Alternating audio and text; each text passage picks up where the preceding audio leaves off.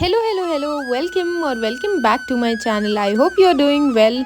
Today we are going to see what you can do on a short trip to Vrindavan and Mathura. मैं अपने college friends के साथ गई थी on a weekend trip. बहुत ही शॉर्ट ट्रिप थी but we had a lot of fun.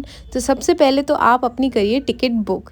और if you are going by car तो उससे अच्छा तो कुछ हो ही नहीं सकता है. हमने ट्रेन में काफ़ी सारे गेम्स खेले, काफ़ी सारे मंचीज़ हम लेके गए थे, हमने वो खाए एंड काफ़ी मज़ा किया. फिर मथुरा जंक्शन स्टेशन पे पहुँचते ही हमने किया एक ई रिक्शा बुक और 10 रुपये में उसने पहुँचा दिया था हमको हमारे होटल पे. दैट वाज गुरु कृपा इन. जी हाँ, all the details are in the description down below, आप वहाँ से चेक कर सकते हैं.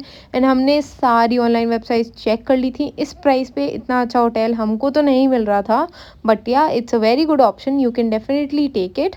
ऑल्सो मैंने दूसरे कपड़े पहने हैं बिकॉज फर्स्ट डे पे मैं रूम टूर लेना भूल गई थी. Sorry for that.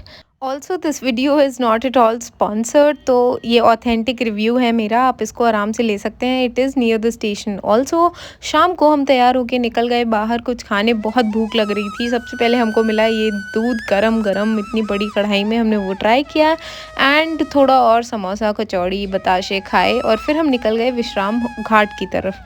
Vishram Ghat आप गुरु कृपा से एक ई रिक्शा कर सकते हैं. ई रिक्शा वाला आपसे 100-200 रुपये लेगा, उससे ज़्यादा नहीं लेगा. You can bargain and get the prices down. तो हम वहाँ जैसे ही पहुँचे सब बंद हो चुका था बिकॉज ऑब्वियसली रात का मौसम था, सब खाली पड़ा था, कोई भी नहीं था वहाँ पे. ऑल्सो विश्राम घाट इसलिए फेमस है क्योंकि वहाँ पे बोला जाता है कृष्ण जी बलराम जी के साथ कंस का वध करने के बाद यहीं उन्होंने रेस्ट किया था, विश्राम किया था, जिसकी वजह से इसका नाम विश्राम घाट पड़ा. फिर थोड़ी मस्ती करने के बाद हम निकल पड़े वापस होटल की तरफ क्योंकि भूख लग रही थी. एंड होटल के 500 मीटर राइट साइड पे हमने देखा एक कन्हैया ढाबा है जिसका खाना काफ़ी अफोर्डेबल एंड काफ़ी ज़्यादा टेस्टी था, तो आप वो ट्राई कर सकते हैं. फिर नेक्स्ट डे सुबह सुबह हम निकल पड़े ई रिक्शा बुक करके 40 रुपये पर पर्सन में मथुरा से पागल बाबा टेम्पल तक. इट इज़ बिलीव्ड कि अगर कोई भी सच्चे मन से यहाँ पे कोई भी मनोकामना मांगता है तो वो अवश्य पूरी होती है. और अगर इस मंदिर की बनावट को देखा जाए तो इस मंदिर में सभी धार्मिक इमारतों की झलक दिखाई देती है. माना जाता है कि यहाँ श्री बांके बिहारी जी स्वयं आके एक बूढ़ी व्यक्ति की ओर से गवाही देके गए थे. दिस टेम्पल हैज़ 9 फ्लोर्स और हर फ्लोर पे एक नया मंदिर बना हुआ है. पूरा का पूरा मंदिर सफ़ेद संगमरमर से बना हुआ है. इन दिसंबर 2023 जब मैं गई थी उस समय कंस्ट्रक्शन वर्क चल रहा था. उस चक्कर में हम सारी इमारतें नहीं घूम पाए थे बट जितना भी मैंने देखा वो सब आप स्क्रीन पे देख पा रहे हैं. इट्स अ ब्यूटीफुल टेम्पल और मंदिर के अंदर मन को शांत करने वाला भजन भी गाया जा रहा था.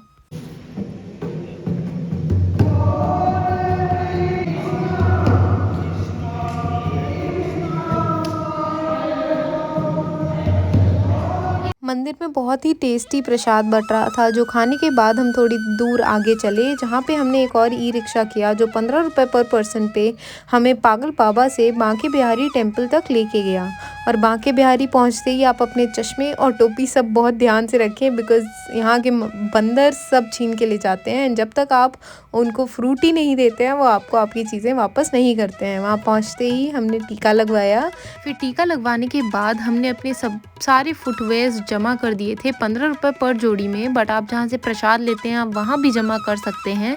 फिर वहाँ से हम पैदल पैदल पहुँचे बाबा के मंदिर और अंदर का मैं आपको नहीं दिखा पाई क्योंकि अंदर फ़ोन चलाना अलाउड नहीं था और बहुत ज़्यादा भीड़ थी क्योंकि उसके अगले दिन ही बाबा का जन्मदिन था. वापस के रास्ते में आपको बड़ी सारी दुकानें मिलेंगी जहाँ पे पूजा पाठ का बहुत सारा सामान मिल रहा था. गोपी ड्रेस मिल रही थी और बहुत सारी खाने की चीज़ें भी मिल रही थी. हमने वहाँ लंच किया और ई रिक्शे में 10 रुपये पर पर्सन देके हम पहुँच गए निधिवन. निधिवन में बहुत ज़्यादा भीड़ थी क्योंकि वो तभी खुला था, तो हमने सोचा पास ही में शाहजी टेम्पल क्यों ना एक्सप्लोर किया जाए. It is so beautifully built, marble से बना हुआ है पूरा का पूरा टेम्पल एंड इतनी अच्छी आर्किटेक्चर है इसका जिसकी वजह से it is one of the most famous temples in Vrindavan. तो उसके बाद हम निकले निधिवन की तरफ और भाई वहाँ बहुत भीड़ थी. यहाँ सब कहते हैं कि ये तुलसी के पेड़ रात में गोपियाँ बन जाते हैं और कृष्ण जी के इर्द गिर्द नाचते हैं. ये सारे के सारे तुलसी के पेड़ एक दूसरे से कनेक्टेड हैं, नोबडी नोज़ हाउ. फिर निधि वन घूमने के बाद हमने थोड़ी सी शॉपिंग की। मुझे गोपी ड्रेस चाहिए थी बट वो मुझे नहीं मिली, बहुत एक्सपेंसिव थी जो मुझे अच्छी लग रही थी। So I bought a skirt and फिर ये बहुत प्यारी सी गाय हमको एक रास्ते में मिली, बहुत प्यारी सी थी। फिर हमने बोटिंग की और बोटिंग यहाँ पे तो हमारे साथ गेम हो गया। 150 रुपीज़ पर पर्सन बताएंगे वो, बट आप बार्गेन करके उसको 100 तक ला सकते हो। और हमें लगा कि हम सबका वो 100 रुपीज़ ले रहे हैं तो हमको एंड में काफ़ी ज़्यादा महंगा पड़ गया, बट वी इंजॉयड इट। आपका मन हो तो आप डेफिनेटली ट्राई कर सकते हो, बहुत अच्छी फीलिंग आती है बोटिंग करने पर। फिर हम वहाँ से रिक्शा करके पहुँचे ब्रिजवासी।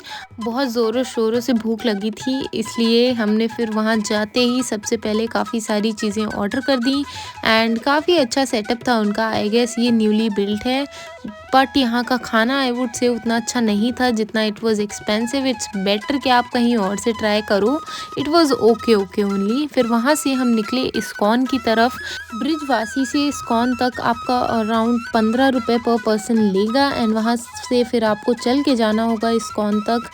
एंड बीच में बहुत प्यारा मार्केट पड़ता है, इतनी क्यूट क्यूट चीज़ें मिल रही थी वहाँ पे, बट हमने कुछ नहीं लिया क्योंकि हमें लेट हो रहा था दर्शन के लिए।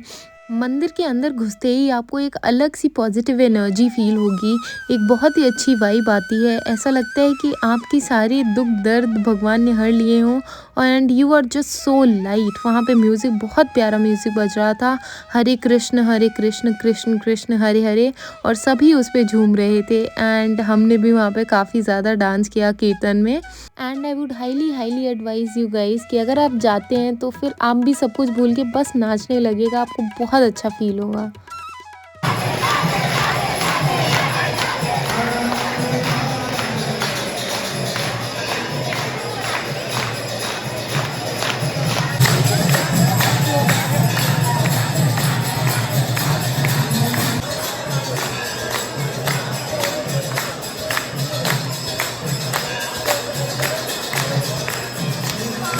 फिर मंदिर में एंटर करते समय लेफ्ट हैंड साइड पे आपको दिखेगी श्रीला प्रभुपदा समाधि एंड म्यूजियम, जहाँ पे आपको बहुत ही सुंदर आर्ट वर्क देखने को मिलेगा एंड आप डेफिनेटली उसको एक्सप्लोर कर सकते हैं। उसके बाद इस्कॉन से पैदल ही आप प्रेम मंदिर की ओर निकल सकते हैं। आपको राइट हैंड साइड रोड पे चल के जाना होगा एंड जैसे कि आप देख सकते हैं वहाँ पे सभी इतने लीन रहते हैं भक्ति में कि सब बस भगवान का नाम लेते हैं। एंड रास्ते में आपको बहुत सारी शॉप्स मिलेंगी, बहुत कुछ मिलेगा। आप वहाँ पे गोपी ड्रेस ले सकते हैं, खाने का सामान ले सकते हैं एंड बाकी सारी चीज़ें। I would highly highly advise you guys कि आप जब भी जाएं शाम या रात टाइम ही जाएं, बिकॉज़ जब लाइट्स लिट ऑन होती हैं it looks beautiful. White marble के अगेंस्ट इतनी सारी कलरफुल लाइट्स बहुत सुंदर लगती हैं एंड आपको बहुत ज़्यादा अच्छा लगेगा रात में घूमने के लिए।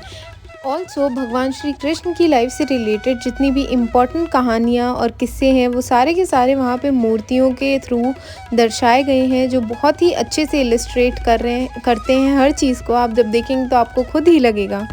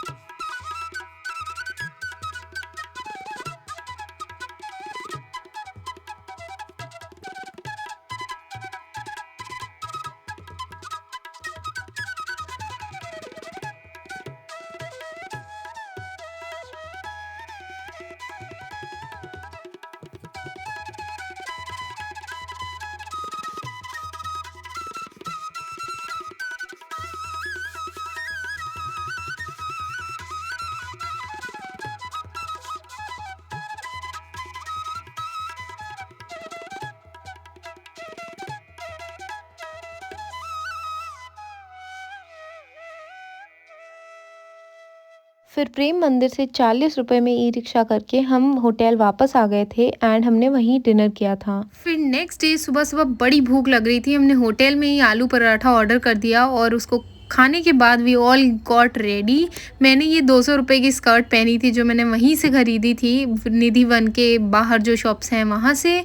इसकी क्वालिटी तो इतनी अच्छी नहीं थी but it was good enough for the price. फिर हमने किया लंच और लंच करने के बाद हम 40 रुपये पर पर्सन दे के निकल पड़े गोकुल ई रिक्शे से। जब तक सब लोग वहाँ पे गाइड और डेस्टिनेशंस डिसाइड कर रहे थे, मैंने थोड़ा सा ई रिक्शा चलाना सीख लिया। वो भैया बड़े गुस्से में लग रहे थे मुझे देख के एंड फिर उनको देखकर मैंने थोड़ा सा बंद कर दिया था, बट ऑब्वियसली मेरे जो पैसेंजर्स थे उनको उनकी जगह तो उतारना ही था, so I continued again. It was very fun. Yamuna महारानी की जय, अपने माता पिताओं की जय, सनातन धर्म की जय, राधा रानी की जय। थोड़ा हाथ ऊंचा करो, थोड़ा हंसो। ये है गोकुल का सबसे पहला मंदिर जहाँ माना जाता है कि शिव जी ने 3 दिन तक इंतज़ार किया था श्री कृष्ण को देखने के लिए। फिर हम वहाँ से आगे बढ़ते हैं तो रास्ते में हमको कई सारी दुकानें मिलती हैं। इतने पुराने पुराने घर, कुछ घरों में तो ताले पड़े हुए हैं और कुछ जो खुले हुए हैं वो बिल्कुल खस्ता हालत में हैं। फिर गोकुल की इन तंग गलियों से निकलकर हम पहुंचे श्री कृष्ण जी के द्वापर युग के घर में, श्री नंद यशोदा भवन में। वहाँ पे आपको सभी लोग दान करने के लिए बोलेंगे, बट आई वुड एडवाइस कि आप कहीं बाहर किसी नीडी की मदद कर दें इंस्टेड ऑफ अंदर दान करने के। और ये कमरा है जहाँ पे कृष्ण जी की छठी हुई थी, इसलिए आपको दीवार पे इतना सब कुछ बना हुआ दिखेगा। फिर नेक्स्ट आप देख सकेंगे कि फ्लोर पे सब लोगों ने अपने नाम लिखवाए हुए हैं। मलेशिया और पता नहीं कहाँ कहाँ से लोग आए थे जिन्होंने मंदिर में दान किया हो, जिसकी वजह से उनके नाम लिखे हुए थे। फिर वहाँ पे काफ़ी सारी चीज़ें बाहर मिल रही थी खाने के लिए। मलाई पराठा जो मैंने कभी नहीं खाया है। मंदिर के अंदर का दृश्य मैं आपको नहीं दिखा पाई क्योंकि वहाँ फ़ोन चलाना अलाउड नहीं था, सॉरी फॉर दैट। फिर हम वहाँ से आए यहाँ पे बलराम जी और उनकी वाइफ रहा करती थी एंड ये था उनका पूरा घर। अंदर जाके आपको छोटा सा मंदिर मिलेगा जहाँ पे आपको उनके दर्शन होंगे। I am again telling you, आप जब जाओ तो मैं एडवाइस कर रही हूँ कि आप गाइड मत करना, अकेले घूमना वो ज़्यादा बेटर रहेगा।